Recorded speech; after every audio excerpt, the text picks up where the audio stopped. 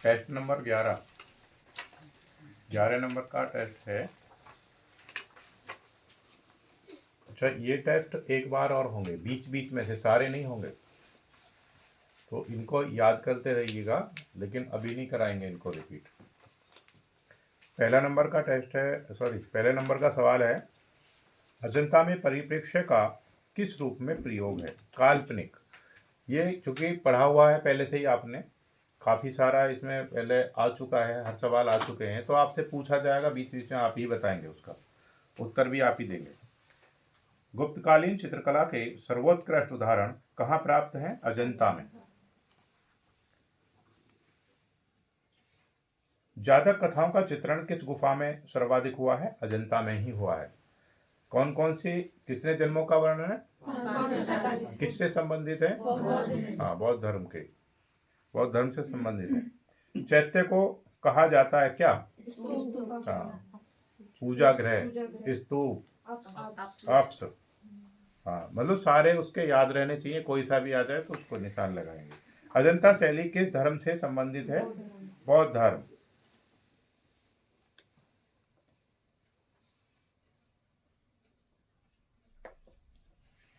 बौद्ध धर्म से संबंधित है। बौद्ध धर्म के प्रतीक क्या है? धर्मचक्र है, त्रिशूल है, कमल है। क्या क्या है? धर्मचक्र है, त्रिशूल है और हाँ, लिख लो आप, इनको लिख दीजिए।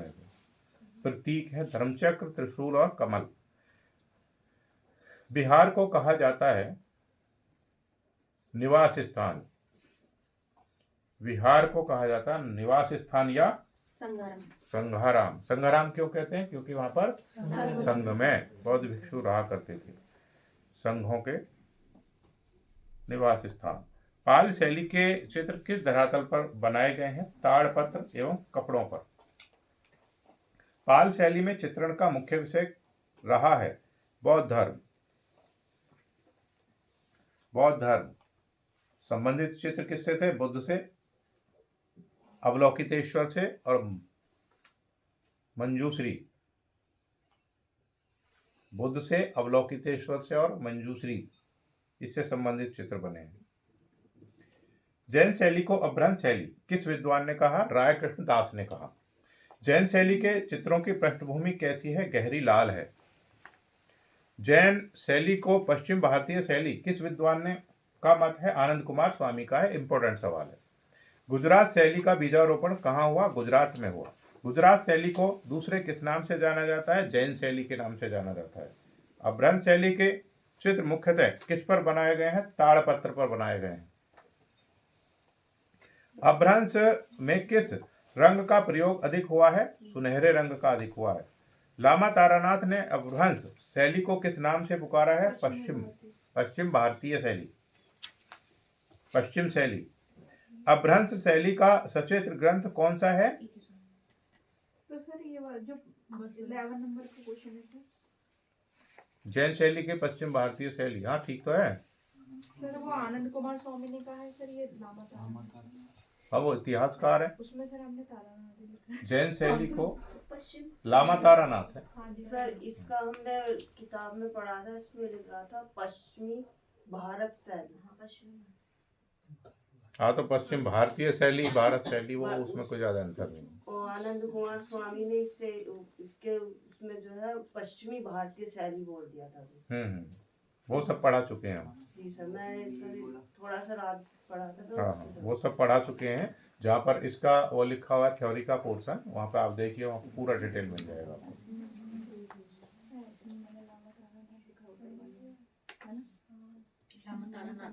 सर ऊपर वाले में सर हमने जैन शैली को पश्चिम भारतीय शैली किस विद्वान का मत? आनंद कुमार स्वामी। ठीक है ये।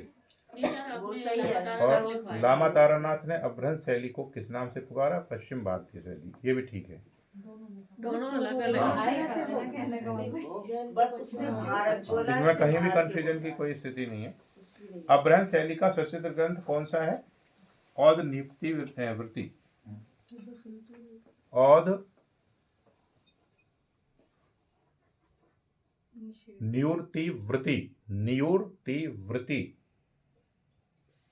कौन सी शैली में सोने तथा चांदी के रंगों का सर प्रयोग। एक निषेधती चूर्णी भी तो हाँ वो भी है, निशीथ चूर्णी है वो निशीथ चूर्णी है, वो दीदी जैन शैली का ग्रंथ है। ठीक है, लेकिन वो यहाँ पे नहीं लिखेंगे। नहीं, अपभ्रंश अलग है, जैन अलग है। कौन सी शैली, ये जब शैली पढ़ाई थी तो आपको अच्छे से अपभ्रंश समझा तो दिया था। सबका बिगड़ा हुआ रूप ठीक है है, ना, सबसे थोड़ा थोड़ा थोड़ा थोड़ा। कौन शैली में सोने तथा चांदी के रंगों के प्रयोग किए गए हैं? दक्षिणी शैली में। मधुबनी शैली किस राज्य में विकसित हुई? बिहार में।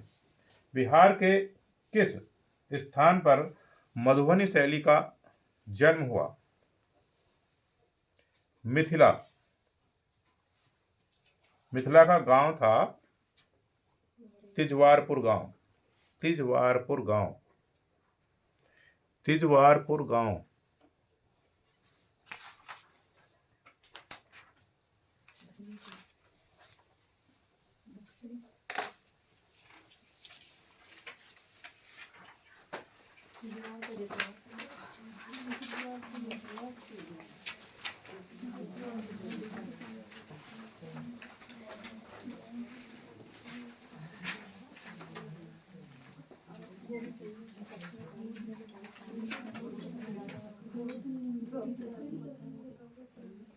मधुबनी जो चित्रकारी है उसकी विशेषता लिख लीजिए, पीछे लिख लीजिए नंबर डाल करके सवाल का।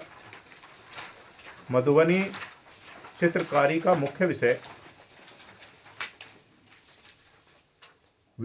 मुख्यतः या प्रमुख विषय धार्मिक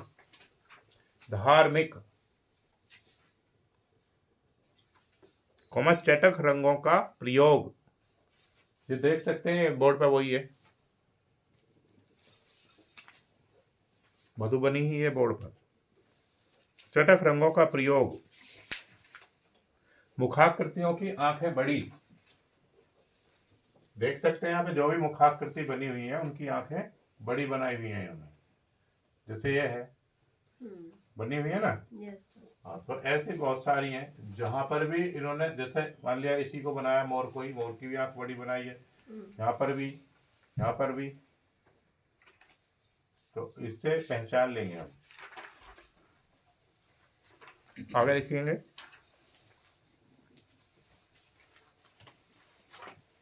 खाली जगह भरने के लिए फूल पत्तियों का चिन्ह आदि का प्रयोग।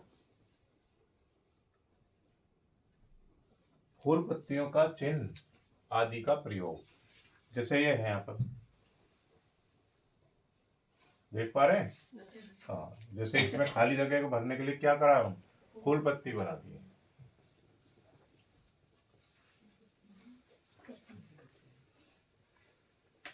मधुबनी शैली को मिथिला शैली भी कहते हैं। मिथिला क्योंकि कहाँ? मिथिला में है, बिहार में।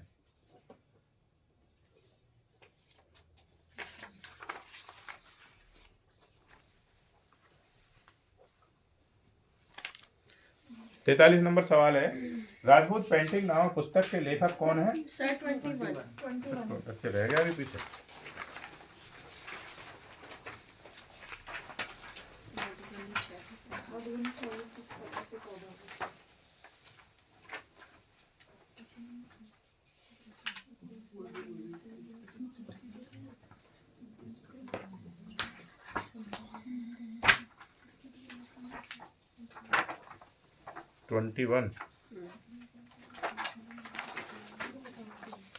मधुबनी शैली किस कला से प्रभावित है? किससे प्रभावित है? हाँ हाँ, लोक कला है तो लोक कला से प्रभावित है, लिखिएगा। यस, तांत्रिक कला भी है इसमें। हाँ, नहीं लोक कला ही लिखेंगे इसमें आप। मधुबनी शैली के चित्रों में किस प्रकार के रंगों का प्रयोग है? अभी बताया था वही। हाँ, चटक रंगों का, प्राकृतिक रंगों का। गुजरात में लोक शैली को किस नाम से जाना जाता है? लोक शैली को किस नाम से जानते हैं गुजरात में? शैलियां पढ़ाई हैं, साथिया और कलौटी और, ठीक है। पश्चिम बंगाल में अल्पना कहा जाता है किसको? उत्तर प्रदेश में लोक कला को किस नाम से जानते हैं? चौक पूर्णा। ठीक है। रंगोली तथा मांडना किस राज्य की लोक कलाएं हैं? ये सब अच्छे से पढ़ चुके हैं आप, बताइए। रंगोली कहाँ की है? और मांडना राजस्थान। गुड। चौकर, बुरादा, खड़िया, चूना, चावल, आटा, हल्दी आदि रंग प्रयुक्त होते हैं। शैली का नाम बताइए। हाँ, लोक कलाओं में प्रयुक्त होते हैं मधुबनी शैली। हाँ, रंगोली में भी आते हैं। भाई जो भी चूर्ण है, चूर्ण से ही तो बनेगी रंगोली। भारत में लोक कला को जीवित रखा है किसने? महिलाओं ने, स्त्रियों ने। लोक कला का ज्ञान कब से हुआ?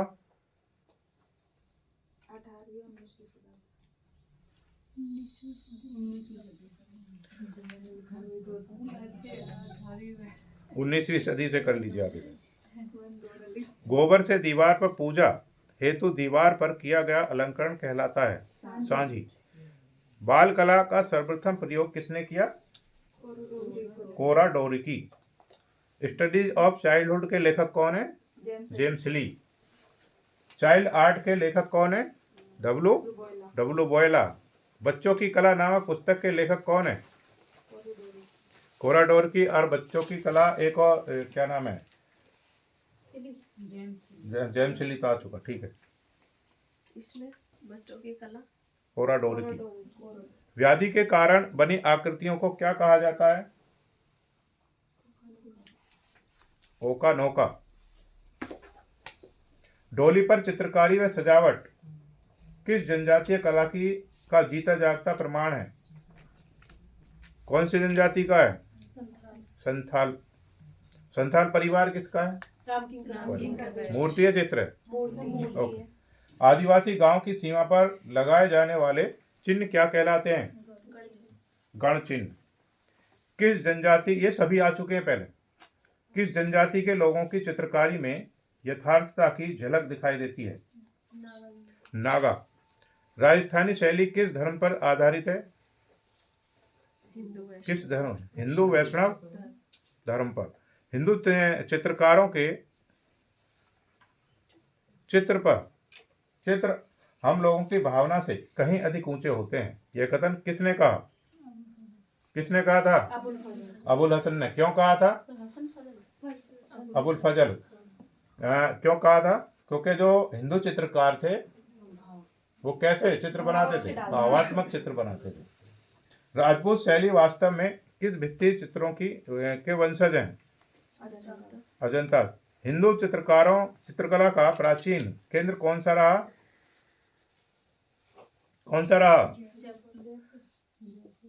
जयपुर। राजस्थानी चित्रकला का प्रारंभिक स्वरूप किस शैली से प्रभावित है? कौन सा आएगा? अपभ्रंश से।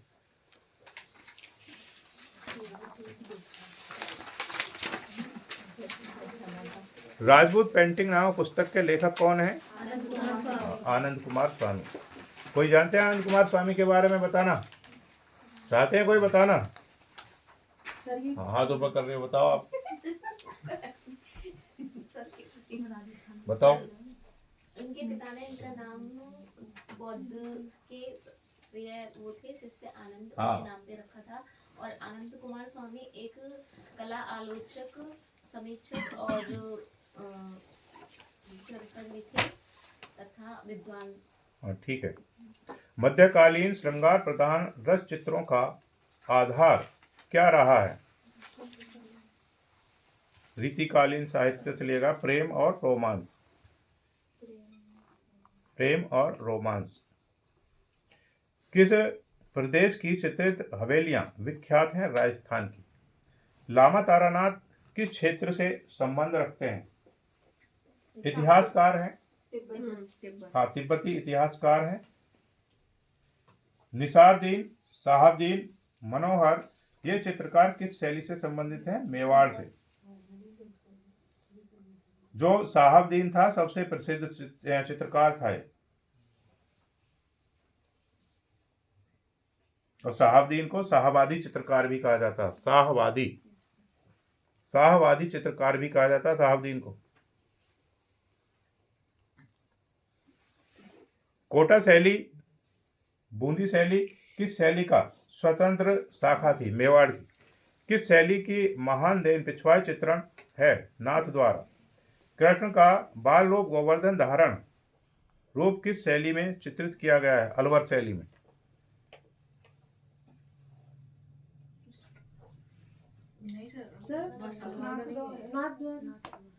कृष्ण का बाल रूप गोवर्धन धारण रूप किस शैली में चित्रित किया हुआ है? अलवर ठीक तो है।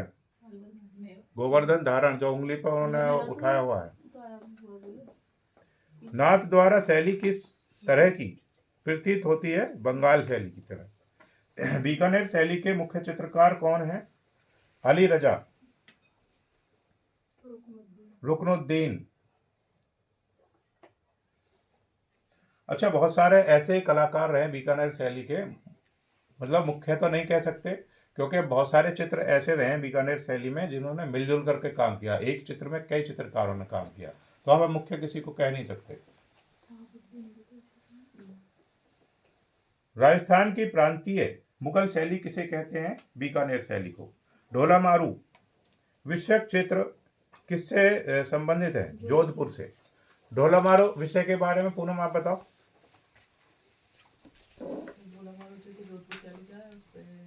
आएगा पेपर में, निश्चित आता है। वेरी गुड, बस आप बताइए मोनिका। सर इसमें ऊंट के ऊपर राजा और रानी बैठे हुए हैं और सर जो रानी के हाथ में बस आप बताइए। सर रानी के हाथ में तलवार है और राजा के हाथ में फूलझड़ी है। वेरी गुड, आप बताइए फूलझड़ी क्यों है? सरोज, सर फूलझड़ी क्यों है राजा के हाथ में? सर वो जो है खुश हैं कि जो है कि वो जो उससे मिले हैं वो उनकी पत्नी जो थी पहले। अच्छा, पत्नी से मिलकर खुश हैं वो, इसलिए उन्होंने फूलझड़ी उठा ली। ऐसा कौन आदमी है जो पत्नी से मिलकर खुश होता है? अच्छा चलो ठीक है, आपने बताया, वो ठीक बता रही है, वो पहुंच नहीं पाई है लेकिन उन्होंने ठीक है कोशिश की है बताने की। हाँ, वो वहाँ पर क्या था, कहीं जा रहे थे और वो अपने उसमें मस्त थे, जो वहाँ पर व्यवस्था थी उसमें मस्त थे। उनको जानकारी नहीं थी कि कोई घटना भी घट सकती है। किसको जानकारी थी? रानी को जानकारी थी, और दूरदर्शी थी, दूरदर्शी थी रानी। इसलिए उनके हाथ में जब उन्होंने कहा कि यहाँ पर खतरा है, तुरंत आइए, आकर के किस पे बिठाया उनको? तो उनके हाथ में ही थी फुलझड़ी, तब भी वो छोड़ी नहीं उन्होंने। ठीक है, रानी के हाथ में क्या है? क्योंकि वो सामना कर रही है जो उसके पीछे। हाँ, तीर कमान, तलवार नहीं है, तीर कमान है वो, क्योंकि उन पर प्रहार कर रही है जो पीछे उसके भाग रहे हैं। और दौड़ते हुए दिखाया ऊँट को, दौड़ते हुए है ना। हाँ, एक आएगा जरूर इसमें से सवाल, मतलब उसके कारण है उनके हाथ में फुलझड़ी क्यों है, जबकि राजा के हाथ में क्या होना चाहिए था? हाँ, तो ये सवाल पूछता है। ढोलामारू चित्र में राजा के हाथ में क्या तलवार है, तीर कमान है, फुलझड़ी है, या फुलझड़ी में कोई निशान नहीं लगाएगा? तो राजा है तो फुलझड़ी से क्या मतलब है? लेकिन वहां परिस्थिति वैसी थी कि उसके हाथ में पहले से ही फुलझड़ी थी। क्या हुआ सरोज? चलो अच्छा बताया तुमने। फिर भी कोटा बूंदी शैली किस शैली की स्वतंत्र शाखा थी? मेवाड़ शैली की। 55। अच्छा, 55 पर पहुंच गए। जोधपुर शैली के सर्वाधिक चित्र किसके काल में बने? मानसिंह के। दो सहेलियां नामक प्रसिद्ध चित्र किससे संबंधित है? जोधपुर से। डालचंद, फैज अली, उदयराम, भाटी किशनदास, भाटी शिवदास, भाटी देवदास, कुमार गोपी, फतेह मोहम्मद आदि चित्रकार किससे संबंधित है? जोधपुर शैली से। किशनगढ़ राज्य की स्थापना किसने की थी? किशन सिंह ने। गुदोलाव झील के किनारे, गुदोलाव झील के किनारे। हाँ, किशनगढ़ किसके लिए प्रसिद्ध है? बताया था पिछले टेस्ट में। हाँ, मार्बल के लिए, बनी ठनी के लिए प्रसिद्ध है। बनी ठनी चित्र के लिए भी प्रसिद्ध है किशनगढ़। किशनगढ़ शैली का प्रसिद्ध चित्रकार कौन था? निहाल चंद था। इंपॉर्टेंट सवाल है। राज सिंह ने अपनी चित्रशाला में प्रबंधक किसको बनाया था? निहाल चंद को ही बनाया था। वह कौन सा राजा है जिसने अपना नाम नागरीदास रखा था? सावंत सिंह। नागरीदास ने बनी ठनी का वर्णन किस रूप में किया? राधा के रूप में। इंपॉर्टेंट सवाल है। बनी ठनी का चित्रण किस शैली में हुआ? किशनगढ़ शैली में। ये सामने चित्र है बनी ठनी का। अच्छा, मधुबनी है। ये तो मधुबनी है।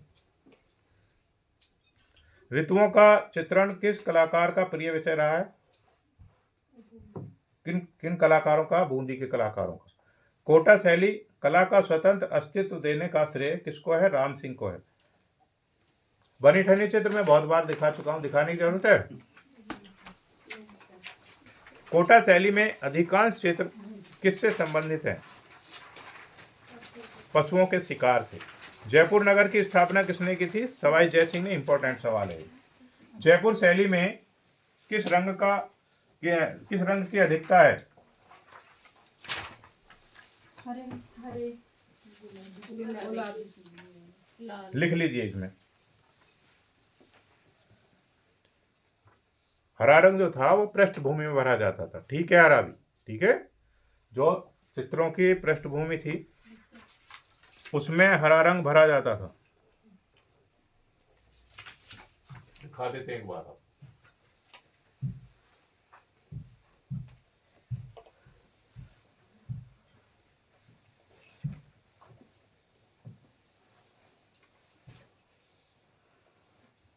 देखो जितने भी चित्र हैं ये, इनमें कौन सा रंग भरा हुआ है? हरा रंग भरा हुआ। पीछे तो हरा रंग भी ठीक है। आगे लिखेंगे लाल व पीला।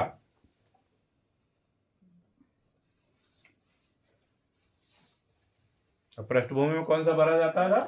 हरा रंग। और अधिकतर किससे बने हैं? लाल और पीले से। ये किसका चित्र है? ये भारतीय मोनालिसा। हाँ, मोनालिसा, भारतीय मोनालिसा का।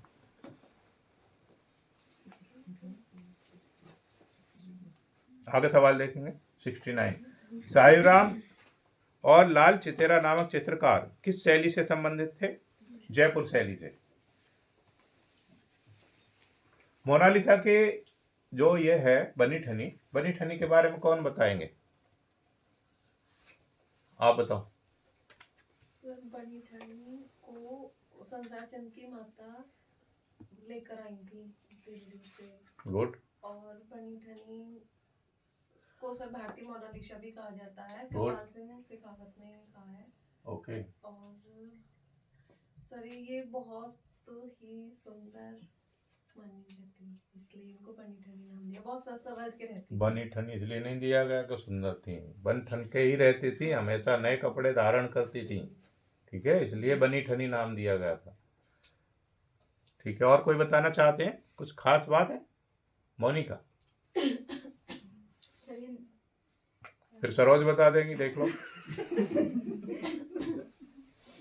सर इनका चित्र जो है वो बहुत ही सुंदरता से बनाया गया है, इसलिए इनकी जो तुलना है भारतीय मोनालिसा से की गई है। और चित्र में जो इनके जो ऊपर से चुनरी उड़ी गई है उसमें इनकी जो अंदर की जो सुंदरता है वो संगमरमरी बदन बोलेंगे। संगमरमरी की जो बदन है वो भी मतलब हाँ, प्रतीत वो होता है दिखा है। पारदर्शी होने की वजह से। उससे क्या है, सुंदरता और बढ़ गई है। ठीक है। राजा राव प्रताप सिंह ने किस कला को संरक्षण दिया? अलवर कला को। जो जैसे कपड़े इन्होंने बनी ठनी ने पहने हुए ऐसे चल रहे हैं अब इस समय। देखे होंगे आपने शादी विवाह में बहुत सारे हैं बनी ठनी वाले चित्र पहने हुए कपड़े। शिव कुमार ऐसे ही हैं वास्तव में, देखना आप बाजार में मिलते हैं ऐसे कपड़े। शिव कुमार एवं डालूराम नामक चित्रकारों का संबंध है अलवर शैली से।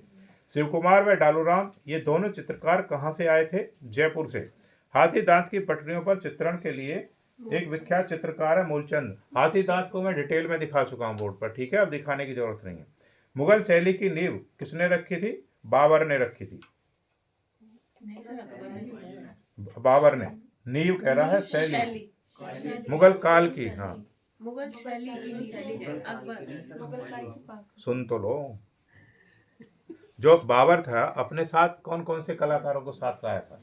सर एक अब्दुल नील समद और अब्दुल समद। हाँ तो नींव यहीं से रख दी थी। भी जान उसके टाइम पे हुमायूं ने रखा था। हुमायूं लेकर आए थे। सर कैसे शैली- पता है? अगर सर शैली आएगी हाँ तो आएगा सर हुमायूं। हाँ सही है, तो काल मुगल काल आएगा, बाबर। मुगल काल आएगा तो बाबर आएगा, और शैली आएगी तो हुमायूं। हुमायूं मुगल काल तो उसमें शुरू हुआ। अकबर आएगा। हुमायूं के टाइम पे चित्र बने। नहीं नहीं नहीं, हुमायूं तो नहीं आएगा। हाँ अकबर अकबर आएगा या बाबर? अगर मुगल, मुगल शैली को प्रारंभ जिसने सुनो, किया था तो उसमें आया। मुगल चित्रकला की शैली, अगर मुगल कला की शैली कहता तो यहाँ फिर अकबर ही आता। ठीक कह रहे हैं आप? मुगल शैली। अगर मुगल शैली बोलता तो अकबर ही आता, मुगल चित्र शैली।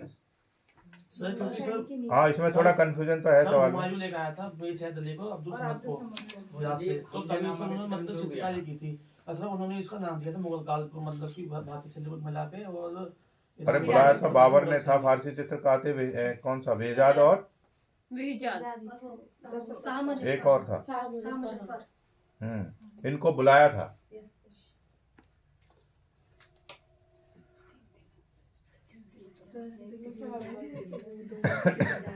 जब चित्रकारों को लाया था तो शैली की तो नींव डल गई। ठीक है, उनके साथ आने के बाद सर नींव डली थी हाँ हाँ, जब वो आप बेशहद अली। क्योंकि जो बाबर था, बाबर का अधिकतर जो समय था किसमें बीता था? वो युद्ध में बीत गया था। और जो हुमायूं था, हुमायूं का अधिकतर जो समय किसमें था? वो हाँ, जीवन से संघर्ष ही करता रहा, बीमार ही रहा अधिकतर। लेकिन सर हुमायूं ने हमजनामा की वो करवा दी थी ना, चित्रण शुरू। अब हाँ बिल्कुल, इसलिए हुमायूं शैली से कहा जाएगा हुमायूं के बाद। हाँ पहले मैंने हुमायूं करवा दिया था इसमें। जी। शैली की नींव डलवा दी। मुगल शैली की नींव किसने रखी थी? अगर मुगल चित्रकला की नींव आता है तो सर इसमें मैंने एक क्वेश्चन ये पढ़ा, मुगल शैली का प्रारंभ कहाँ हुआ? तो जहाँ उसके हुमायूं। हुमायूं के में। क्या और अगर क्या शैली क्या पढ़ा था? मुगल शैली का प्रारंभ कहाँ से हुआ? हाँ तो सर वो आएगा। और अगर हुमायूं। मुगल शैली का जो स्थापना वो अकबर ही है, इसमें ये आएगा। पिछले टेस्ट पेपर में ये अकबर ही तो सर अकबर ही आएगा। मुगल शैली मुगल चित्र शैली में अकबर, ठीक है, चित्रकला की शैली का जो है सर जो नींव प्रारंभ रखी वो थी, हुमायूं के समय में प्रारंभ हो जो गया नींव था। रखी गई थी वो अकबर के टाइम में। हम्म। और सर जो हुमायूं लाया था वो ईरानी चित्रकार को लाया था, लेकिन जो भारतीय चित्रकार थे वो अकबर के टाइम में आए थे। तो इसीलिए सर इनके टाइम में नींव रखी गई। अधिकता सबसे ज्यादा सर अकबर वो के तो टाइम मीर में। सैयद अली और अब्दुल समद लाए थे, फिर दशवंत और बसावत सर, ये के टाइम हुआ में। नींव तो रखी थी उन्होंने थी। नहीं नहीं, अभी इसे सुनिए, आप ये जो 75 नंबर सवाल है ना, नहीं ऐसा नहीं, सवाल तो ये 100% आएगा ही आएगा, मैंने तो दोनों लिखे। इसलिए इस पे ज़्यादा वो नहीं करो, मैं इसे अपना आप क्लियर करूँगा। ठीक है, आगे भी दोबारा का अलग होता है, आगे का अलग। नहीं क्योंकि बाबर जो लाया था वो हिजाज को तो बाबर लाया था। जी। नहीं नहीं, मुगल शैली का पतन किसके समय में प्रारंभ हो गया? वो शाहजहां के समय में प्रारंभ हो गया था। मुगल शैली किसके समय तक बराबर विकास पाती रही? जहांगीर के। मुगल शैली में रंग किससे बनाए जाते थे? फूलों से।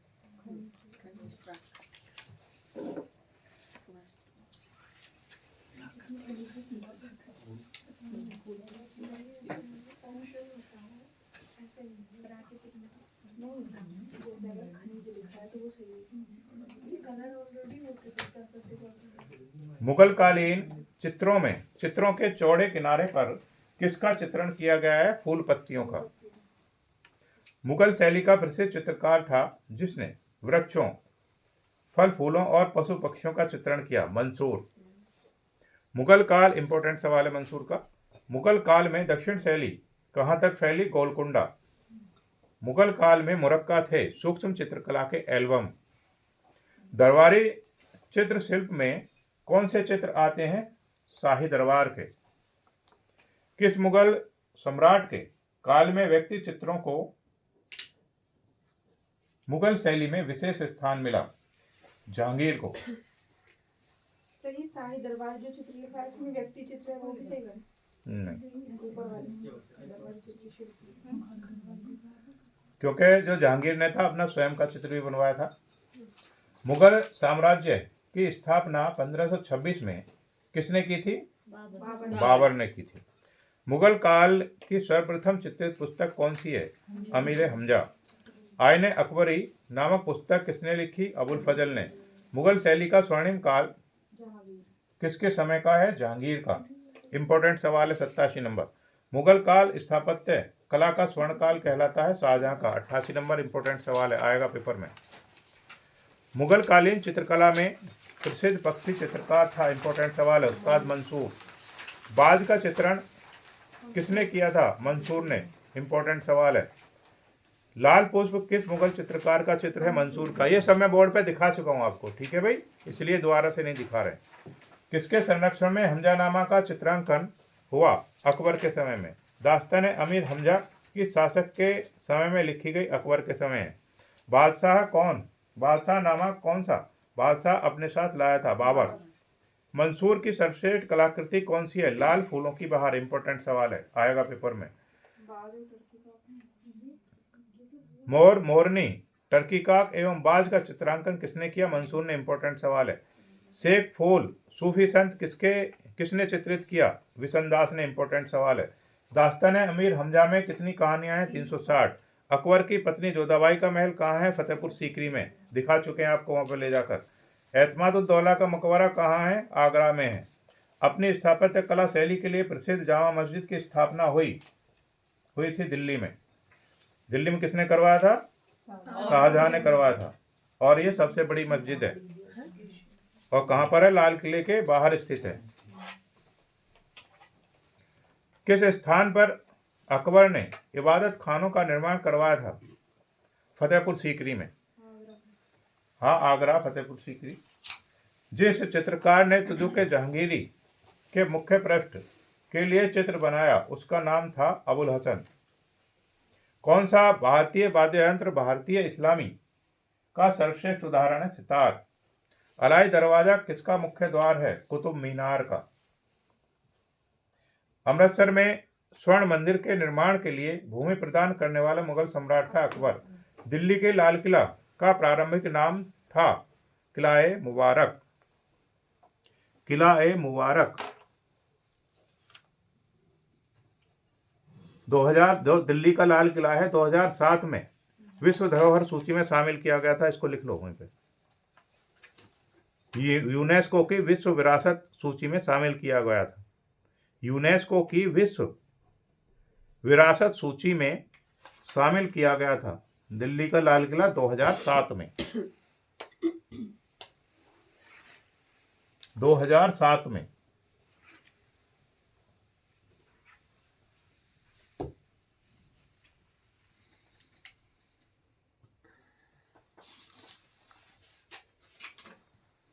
आगे देखेंगे। विश्व प्रसिद्ध मयूर सिंहासन मुगलों की किस इमारत में रखा गया है? दिल्ली के लाल किले के दीवाने खास में रखा गया था। ठीक है, दिल्ली के लाल किले के दीवाने खास में। इसके बारे में पहले भी मैं अच्छे से बता चुका हूं।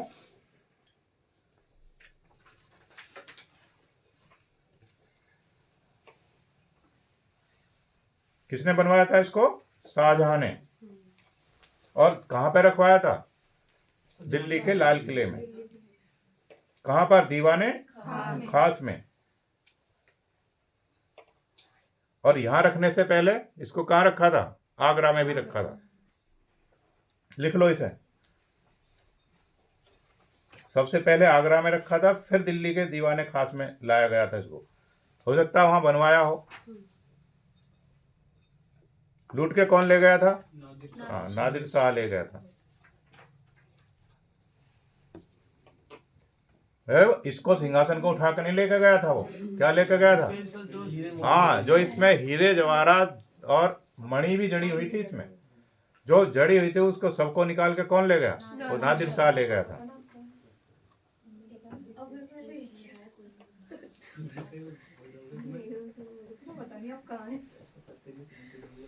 अच्छा, फिर इसे कौन ले आए थे? फिर अमृतसर ले जाया गया था फिर ये, यानी सबसे पहले कहाँ रखा गया था?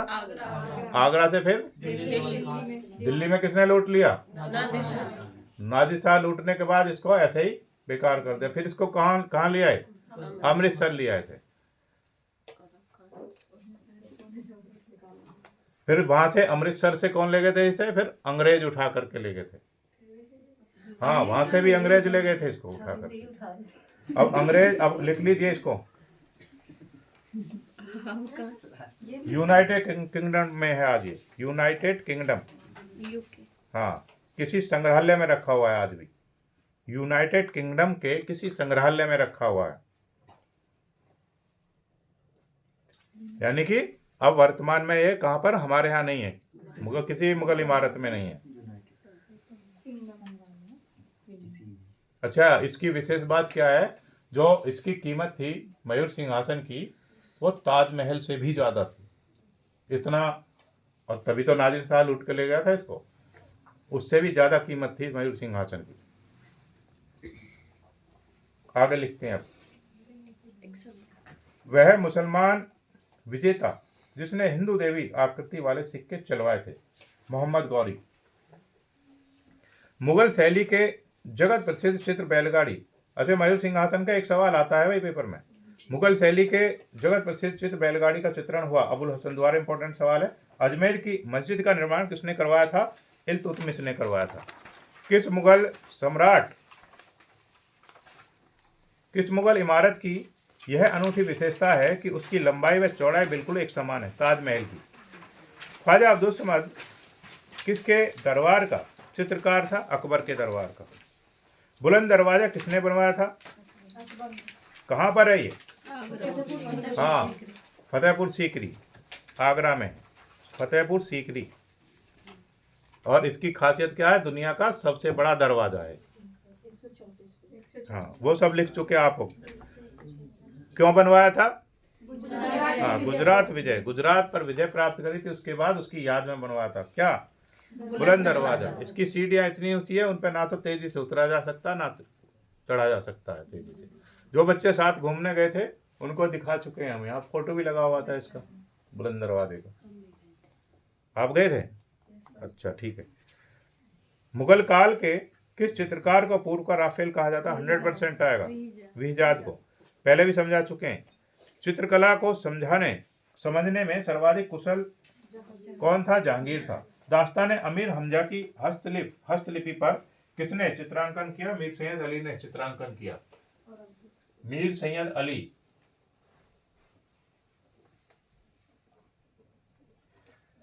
Indian painting in the Punjab hills तथा कांगड़ा पेंटिंग्स नामक पुस्तकों के लेखक कौन है? W.G. आर्चर। हिमालयन आर्ट के लेखक कौन है? J.C. फ्रेंच। ये आ जाएगा एक इनमें से, इस तरीके का सवाल इंपॉर्टेंट है। पहाड़ी चित्रकारों का विषय क्षेत्र क्या रहा है? रामायण। किस चित्रण शैली में उखल बंधन चित्रित किया गया है? बसोली। गोल पहाड़ियां एवं कदली वृक्षों का अंकन किस शैली की विशेषता है? गुलेर शैली की। कांगड़ा शैली किसके समय में स्वर्ण युग को प्राप्त हुई? संसार चंद। मन को, खुशाला, किशनलाल, पुरको, फत्तो एवं बसिया नामक चित्रकार किस शैली से संबंध रखते हैं? कांगड़ा से। नैनसुख किस शैली का चित्रकार था? कांगड़ा शैली का चित्रकार था। ये 125 सवाल आपके कंप्लीट, और इनको अच्छे से याद करिए, इनमें से भी 5-7 सवाल आ जाते हैं। 125 वाला क्लियर करवा दो आप। कभी तो बसोली, गुलेर और कांगड़ा